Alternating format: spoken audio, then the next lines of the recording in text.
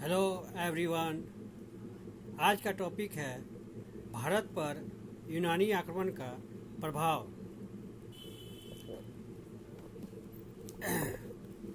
जिस समय मध्य भारत के राज्य मगध साम्राज्य की विस्तारवादी नीति का शिकार हो रहे थे, पश्चिमोत्तर प्रदेश में घोर राजनीतिक अराजकता एवं अव्यवस्था का वातावरण व्याप्त था।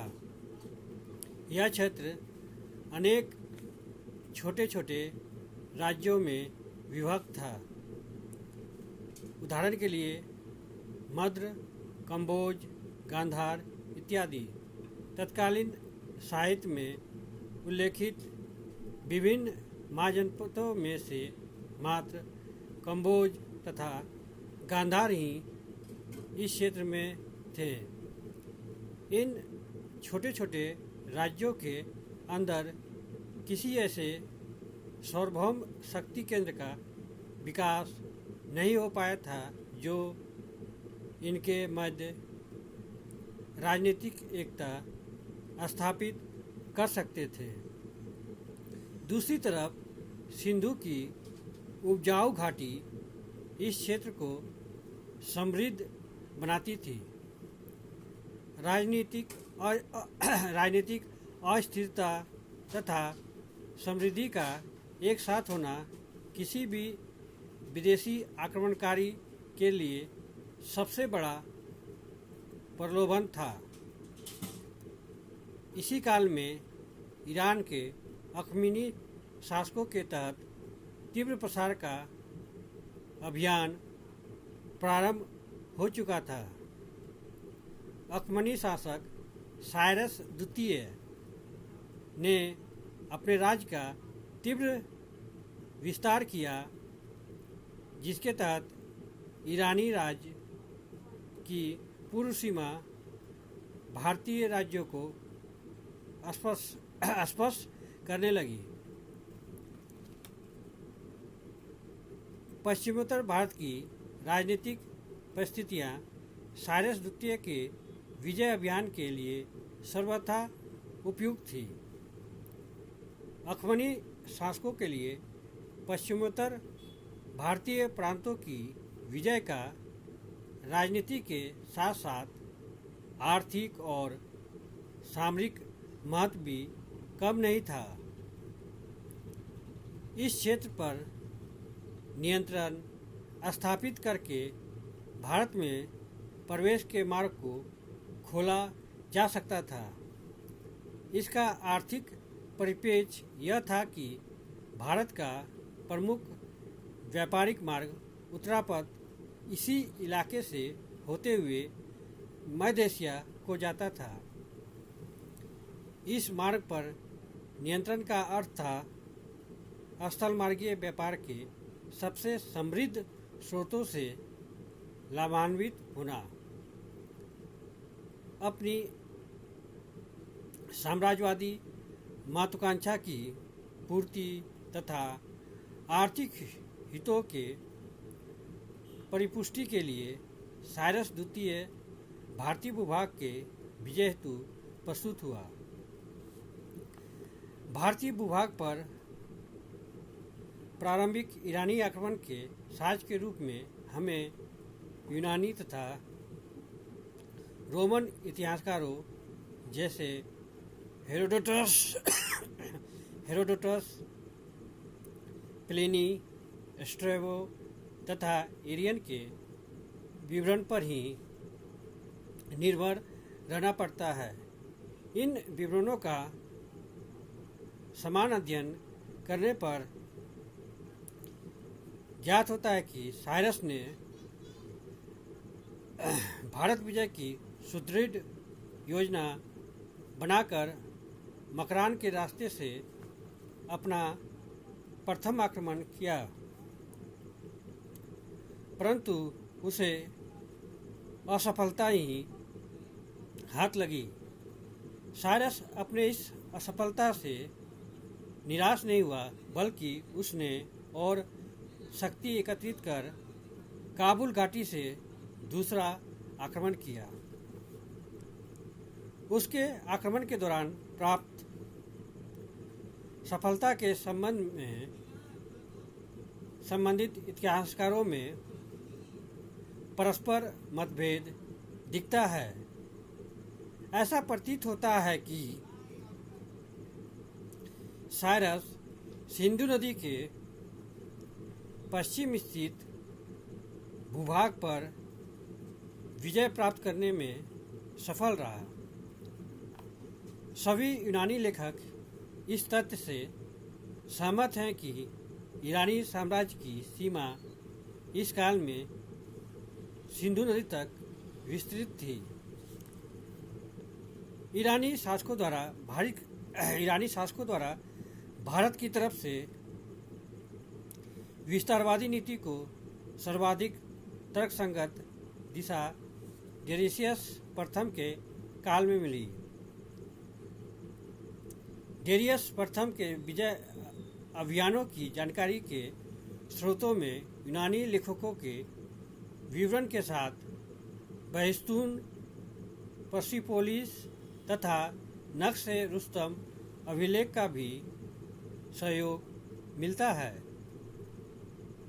इन अभिलेखों से ज्ञात होता है कि सप्त सिंधु, गांधार तथा सिंधु नदी का क्षेत्र उसके द्वारा जीता गया। इतिहासकार हेरोडोटस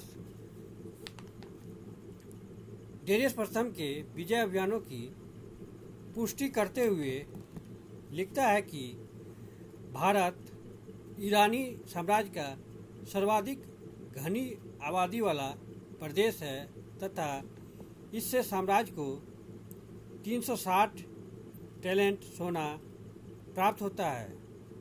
सिंधु क्षेत्र पर डेरियस के आधिपत्य की पुष्टि इस तथ्य से भी होती है कि उसने अपने नौसेना स्काइलैक्स के नेतृत्व में जहाजी बेड़े को सिंधु नदी के मुहाने का पता लगाने के लिए भेजा था। इस प्रकार डेरियस के साम्राज्य में सिंधु का प्रदेश शामिल था। इसका पूर्व की ओर अंतिम विस्तार राजपूताना के रेगिस्तान क्षेत्र तक था। निस्संदेह डेरियस के इस विजय अभियान ने पश्चिमोत्तर भारत की राजनीतिक एकता प्रदान की। इसके पश्चात भारत का संपर्क पाश्चात्य जगत से जुड़ गया। डेरियस प्रथम के उत्तराधिकारी क्षयास भारत में ईरानी साम्राज्य को अक्षुण्ण रखने में कामयाब रहा। इसने अपनी सेना में बड़ी संख्या में भारतीयों को नियुक्त किया। इसी सेना की मदद से उसने यूनानी आक्रमणकारियों को प्रत्युत्तर दिया था। क्षयास का काल उसकी धर्मांता की नीति के लिए भी कुख्यात रहा है। माना जाता है कि भारत में उसने अनेक मंदिरों को ध्वस्त किया तथा लोगों को भारतीय देवताओं के बदले अहुर मजदा तथा प्रकृति की पूजा करने का आदेश दिया। क्षयास के पश्चात ईरानी शासक का भारतीय भूभाग से प्रभाव समाप्त होने लगा। यद्यपि ईरानी शासक चौथी सदी ईसा पूर्व तक डेरियस तृतीय तक चलता रहा। इसी शासक को पराजित कर विश्व विजेता सिकंदर ने ईरानी साम्राज्य को समाप्त कर दिया। अगर ईरानी आक्रमण का भारतीय भूभाग पर पड़े प्रभाव का आकलन किया जाए तो ज्ञात होता है कि इसका कोई ठोस राजनीतिक परिणाम नहीं निकला। ईरानी आक्रमणकारियों का आधिपत्य मात्र पश्चिमोत्तर भूभागों पर ही हो गया पश्चिमोत्तर भूभागों पर ही हो पाया था। यह विजय भी अल्पकालिक थी। यह क्षेत्र राजनीतिक रूप से लगभग अप्रभावित रहा। हाँ, इतना अवश्य हुआ कि इस आक्रमण ने भारत की सीमांत प्रदेशों के खोखले प्रतिरक्षा प्रणाली को उजागर कर दिया। इसके परिणाम स्वरूप आगे सिकंदर को भी उत्तर पश्चिम भारत पर आक्रमण की प्रेरणा मिली। अल्पकाल के ईरानी प्रशासनिक व्यवस्था ने कुछ हद तक भारतीय प्रशासनिक व्यवस्था को प्रभावित किया। इन प्रभावों की झलक मौर्य प्रशासन में देखने को मिलती है। मौर्यों के अधीन स्त्री अंगरक्षिकाओं को सुरक्षा में नियुक्त करना, साम्राज्य को विभिन्न क्षत्रपों में बांटना आदि ईरानी प्रभाव के रूप में स्वीकृत किए गए हैं। अशोक की राजज्ञाओं की प्रस्तावना पर भी ईरानी प्रभाव दृष्टिगत होता है। ईरानी संपर्क के परिणाम स्वरूप भारत के पश्चिमोत्तर प्रदेश में भारतीय तथा ईरानी अरमैक लिपि के संयोग से खरोष्टी नामक नई लिपि का जन्म हुआ। मौर्य शासक अशोक ने भी क्षेत्रीय आवश्यकताओं को ध्यान में रखते हुए मानसेहरा तथा शाहबाजगढ़ी के बृहद शिलालेखों को खरोष्टी लिपि में अंकित करवाया था।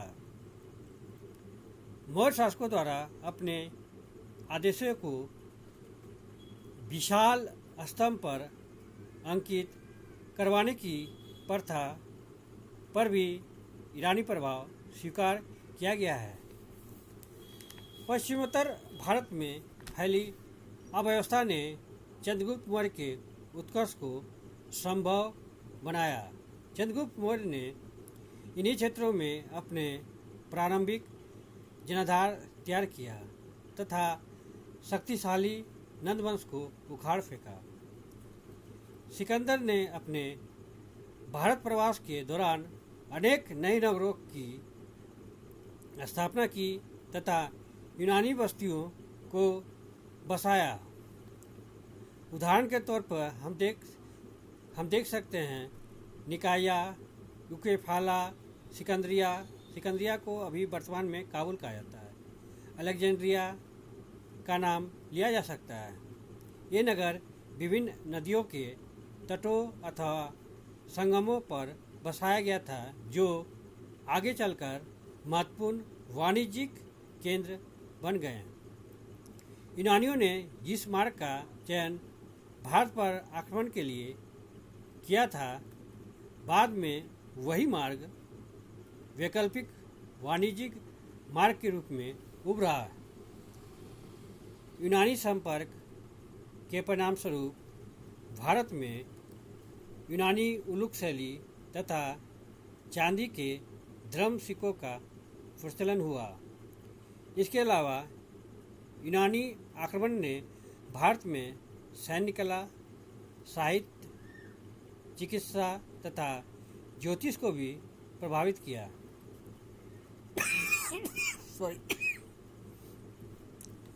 सिकंदर के साथ हुए युद्धों ने भारतीय हस्ती सेना मतलब हो गया हाथी सेना की दुर्बलताओं को स्पष्ट कर दिया। भारत में भी अश्वारोही सेना के गठन पर विशेष बल दिया जाने लगा। कला तथा ज्योतिष के क्षेत्र में भी भारतीयों ने यूनानियों से बहुत कुछ ग्रहण किया। मौर्य स्तंभों के शीर्ष को मंडित करने वाली पशु आकृतियों पर यूनानी प्रभाव से ही विकसित हुई। सिकंदर के आक्रमण के साथ भारत आने वाले अनेक दार्शनिकों को भारतीय दर्शन में लाभान्वित होने का मौका मिला। यूनानी दार्शनिक पाइथागोरस पर भारतीय दर्शन का प्रभाव स्पष्ट है। भारतीय दर्शन पर भी यूनानी चिंतकों का प्रभाव महसूस किया गया। सिकंदर के आक्रमण का एक अन्य महत्वपूर्ण परिणाम हुआ कि इसने भारतीय इतिहास के तिथिक्रम को सुनिश्चित कर दिया। ऐसा सिकंदर के साथ आए लेखकों के द्वारा छोड़े गए विवरणों के आधार पर संभव हो सका। पारस्परिक बौद्धिक आदान प्रदान से दोनों देश के ज्ञान विज्ञान में भी महत्वपूर्ण प्रगति हुई। कुल मिलाकर सिकंदर के अधीन यूनानी आक्रमण से भारत तथा यूनान के मध्य सांस्कृतिक आदान प्रदान का वह सिलसिला प्रारंभ हुआ जिसकी चरम परिणति हिंद यूनानी शासकों के काल में देखी जा सकती है। इन्हीं शब्दों के साथ मैं इस टॉपिक को यहीं विराम देता हूँ। अगर आप लोग को इस टॉपिक से संबंधित कोई भी प्रश्न पूछना हो तो आप कमेंट बॉक्स में जाके अपना प्रश्न पूछ सकते हैं। Thank you. जय हिंद।